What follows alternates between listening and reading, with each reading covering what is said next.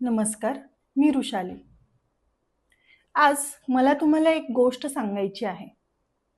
ती गोष्ट म्हणजे खरं तर मुलांना वाढवत असताना आपल्याला खूप महत्त्वाची आहे आणि त्याचा संदर्भ म्हणूनच मी या गोष्टीशी जोडलेला आहे. ॲक्चुअली एकदा काय होतं, की एकदा एका माणसाला जंगलामध्ये फिरत असताना फुलपाखराचा कोष सापडला. आणि हा कोश घेऊन म्हणजे त्याला उत्सुकता होती, की या कोशातून फुलपाखरू कसं बाहेर पडतं आणि त्या उत्सुकतेपोटी ते कोश घेऊन तो घरी आला आणि यानंतर त्याचा कोशातून त्या फुलपाखराचा बाहेर येण्याचा प्रवास सुरू झाला. ते हळू-हळू फडफडायला लागलं. ते कोश फोडून बाहेर येण्याच्या अवस्थेमध्ये आलेलं होतं आणि त्याने कोश फोडण्यासाठी प्रयत्न सुरू केला. फुलपाखराने आतून कोश फोडण्यासाठी प्रयत्न सुरू केले. कोश फोडत असताना त्याला थोडंसं त्याने कोश फोडला. त्याच्यानंतर ते रक्तबंबाळ झालं. त्याच्यासाठी त्याची कंटिन्यू धडपड चालू होती. एवढे दिवस ते एका सुप्त अवस्थेमध्ये होतं आणि अचानकपणे आता त्याला कोश फोडून बाहेर यायचंय आणि त्याचा तो प्रवास त्याच्या नैसर्गिक पद्धतीने सुरू होता. पण त्या माणसाला त्याची दया आली. त्याच्या एक लक्षात आलं, की बहुतेक याला प्रयत्न करून देखील या फुलपाखराला बाहेर पडता येत नाहीये. तो कोश फोडता येत नाहीये. आणि म्हणून त्या माणसाला वाटलं, की आपण याची मदत करावी. आणि मदत करण्याच्या हेतूने त्याने तो कोश घेतला आणि अलगदपणे कात्रीने कापून काढला. आणि त्याला अपेक्षा होती, की ते छान इझिली फुलपाखरू बाहेर पडेल. पण झालं मात्र उलटच. कुठेतरी त्या कोशातून त्याची बाहेर पडण्याची जी प्रक्रिया होती ती नैसर्गिक असते. तो संघर्ष त्याला करावाच लागतो.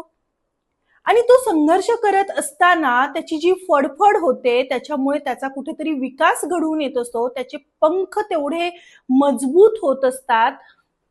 तो चांगल्या पद्धतीने त्याच्यामधून हळूहळू पद्धतीने बाहेर पडत असतो आणि हा प्रवासच कुठेतरी खुंटला गेला आणि ते फुलपाखरू काही उडू शकलं नाही.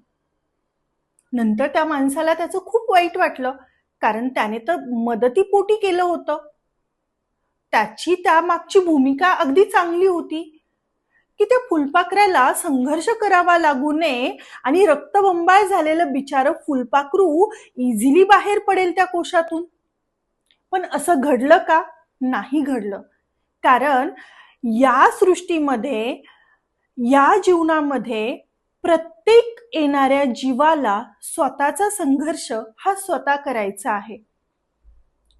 इथे त्याचा प्रवास हा त्याला एकट्यालाच करावा लागणार होता आणि त्या कोशातून बाहेर पडत असताना त्याची जी काही धडपड आहे त्याच्यामधून त्याचे पंख मजबूत होतात आणि ते कालांतराने छान या फुलावरून त्या फुलावर ते उडू शकतं आणि त्याच्या स्वतःसाठी ते स्वतः मध गोळा करू शकतं.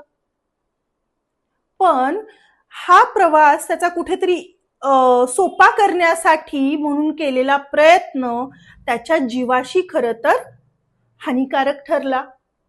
याच पद्धतीने आपण बऱ्याच वेळेला आपल्या मुलांना कधी कधी इझिली गोष्टी द्यायला बघतो. जे आपल्याला मिळालं नाही ती आपली त्यांना देण्याची भूमिका असते आणि त्या याच्यामध्ये मुलांना सहज सहज गोष्टी मिळतात आणि त्याच्यासाठीचा काय जो संघर्ष असतो किंवा त्याच्यासाठीची जी काही धडपड असते ती कधी मुलांपर्यंत पोहोचतच नाही. प्रत्येक वेळेला आपण रस्ता क्रॉस करत असताना प्रत्येक वेळेलाच आपण त्यांच्या सोबत असू शकत नाही. हात धरून प्रत्येक वेळेला आपण रस्ता त्यांना क्रॉस करून देऊ शकत नाही. पण अशा वेळेला आधी आपण फक्त त्याची डिरेक्शन दाखवू शकतो, आपण दिशा दाखवू शकतो. सुरुवातीच्या काही काळात आपण त्यांना हाताला धरून रस्ता क्रॉस करायला शिकवू शकतो. पण प्रत्येक वेळेला रस्ता क्रॉस करत असताना आपण त्यांच्यासोबत असू शकत नाही. त्याच्यामुळे त्यांना या सगळ्या गोष्टींसाठी भक्कम करणं ही पालक म्हणून, शिक्षक म्हणून आपली जबाबदारी आहे आणि हळूहळू त्यांचा हा प्रवास सुखकर होईल तेव्हा ते स्वतः इंडिपेंडेंटली या सगळ्या गोष्टी करू शकतील आणि त्यांचा जो काही संघर्ष आहे जगण्यासाठी हाच त्यांना त्यांचं भविष्य घडवण्यासाठी कुठेतरी एक दिशा ठरून जाईल. सो प्रत्येक जीवाला जगण्यासाठी संघर्ष खूप महत्वाचा आहे आणि त्या जीवाला त्याचा संघर्ष अलगदपणे करू द्यावा. पालकांनी त्याच्यामध्ये फार जास्त इंटरफेअर करू नये. फक्त आपण दिशा देण्याचं काम करू शकतो. याच्या पलीकडे त्या मुलाला स्वतंत्रपणे जगू देत. धन्यवाद.